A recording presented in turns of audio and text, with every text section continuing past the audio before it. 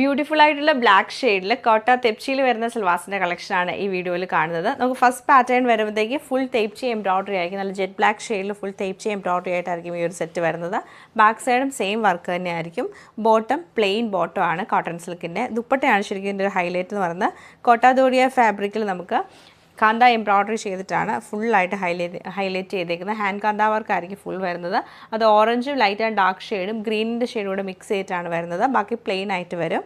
പിന്നെ നമ്മൾ തേപ്ചിയിൽ കാണുന്നത് വെച്ചിട്ടുണ്ടെങ്കിൽ നെക്കിൽ നമ്മൾ എംബ്രോയിഡറി ചെയ്തിട്ടാണ് ഇങ്ങനെ വരുന്നത്. യോക്കും നെക്കും എല്ലാം ഫുൾ എംബ്രോയിഡറി മിറർ വർക്കും കൊടുത്ത് ഹൈലൈറ്റ് ചെയ്തേക്കുവാണ്.